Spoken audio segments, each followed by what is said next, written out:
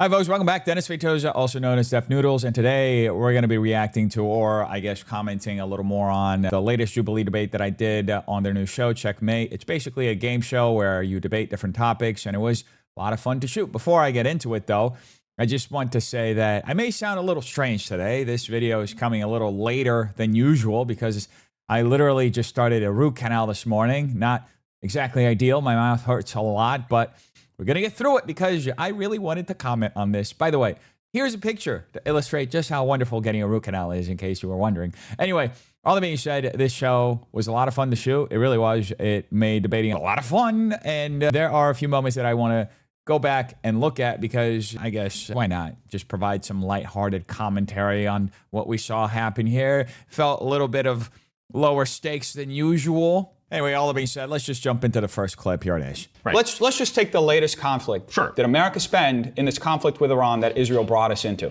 Okay, there you go. Israel brought us into another snuck premise in there. Give us evidence. It's not a snuck premise. How did Israel bring us into this The State conflict? Department published a memo. First off, there's Senator Tom Cotton, there's Marco Rubio, and there is Speaker Mike Johnson, all who said on the record that we initially got into this conflict because as a preemptive strike because Israel was planning on... What did Marco Which claim would you like to fact check? That Marco Rubio made that statement about a preemptive strike. To clarify, he said this the day after the strike. He later took it back. But he never verbatim said Israel got us into this conflict. No, he said it as a preemptive strike. I never said that. Which way do you think this is going to go? If they see that interview, it should go our way, but I don't know what they're looking up. Dennis, you claimed that Marco Rubio made a statement regarding Israel getting us into conflict in Iran. Our fact checkers have come to a verdict, and that is a true claim. The day after the war started, Rubio admitted that the U.S. was forced into war with Iran by Israel while speaking with reporters. Good job, buddy. Maybe you'll do better next time. I mean, that's a misinterpretation, but sure. It's a misinterpretation. It's a fact check. You guys mad at the fact checkers. Right, you guys buzzed up. I love you guys. I do love me some fact checkers. They really are great. Having fact checks there is a good thing. Obviously, this one went my way, but honestly, whether it had gone my way or not, I still like having fact checkers on site. The reason is that people like Matt, and I don't mean to rag too much on Matt, especially because a lot has happened to him since we shot this episode. But if you watch the beginning of the debate, you'll understand the dynamic that I'm talking about. A lot of people like Matt tend to just motorboat facts. They rattle them off one after the other, presenting everything they're saying as though it's unquestionably correct. I've done so many debates at this point where that's the dynamic that plays out. People just keep talking with so much confidence that it creates the impression they're right, even though they are not.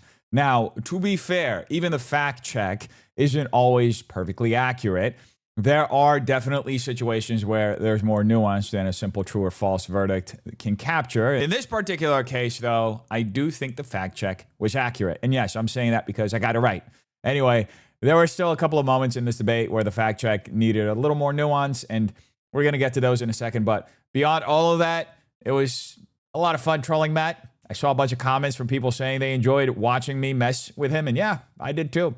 I don't know why, but I just enjoyed trolling people like Matt. Just great trolling in general. I kind of wish I trolled Nick too, but never got a chance. Maybe next time. Nick, I got your number now. Maybe we can do this at my studio. Who knows? I'll troll you next time. Here's another clip. Would you say that public officials, Israeli public officials, making statements that are straight up genocidal statements? Like who? Give me an example of. I mean, Netanyahu constantly comparing this conflict, the historical, theological conflict between the Jewish people and Amalek. No, I haven't heard of that. For literally years, he's been doing that. How does it, like, encourage in genocide? the Bible, God literally commands to wipe out Amalek. So that is straight up a genocidal comparison. Do you at least concede to that? No, I mean, I'm still like looking. This is the Prime Minister of Israel saying this. I'm still looking to hear an actual statement from Bibi that justifies genocide or encourages genocide.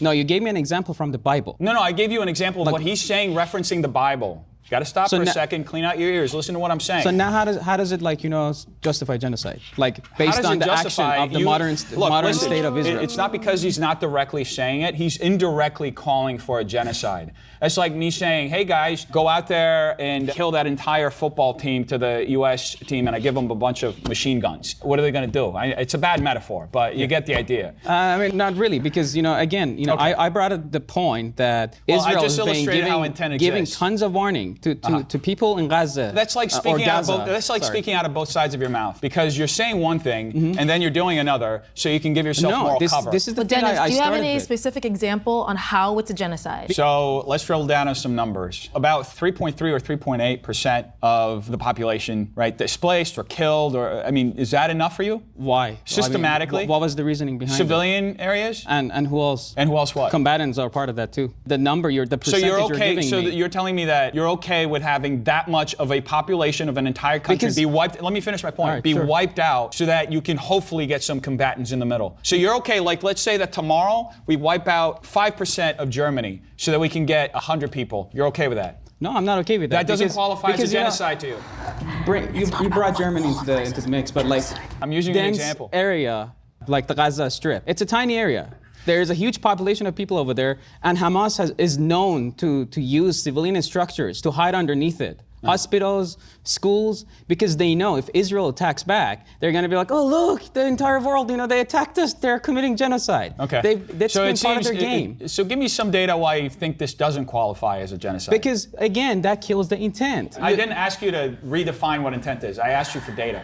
Because you're defending yourself against give me comparative that believes data. Your entire race needs to be eradicated from the face of the earth. What I'm asking, not an entire race. All right, Kai, I see you pressed your button. Which claim would you like to fact check? I don't know. This is difficult to substantiate, but I think it's a big rhetorical charge to say that they want to extinguish, your people off the face of the earth. Look at the Hamas charter. This was actually one of the more insane discussions I had, because it genuinely felt like he was just looking for excuses about what qualifies as a genocide. He kept trying to be really vague and avoided giving a direct answer. At this point in the game, I'm going to be completely honest with you guys. I had kind of figured out the dynamic on how to score points. I was making claims that I knew were factual, but I was also putting pressure on the other side to make claims of their own and actually substantiate what they were saying. That's part of the reason the conversation evolved the way that it did. We eventually reached a stalemate because he wasn't really substantiating his position or even showing much interest in explaining why he believed what he believed. In my opinion, the reason for that was pretty simple. He was afraid of getting fact-checked, being proven wrong, and losing a point. And that ended up happening anyway. Now, that was mostly my strategy throughout the game. I was trying to pressure whoever was across from me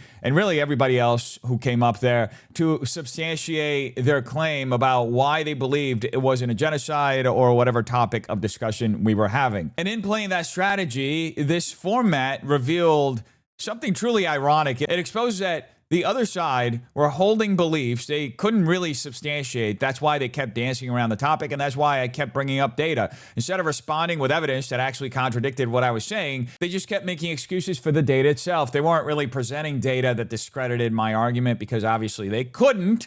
Anyway, later on, something else that was pretty interesting happened. All right, Eden, thanks for joining us. We're going to start with you.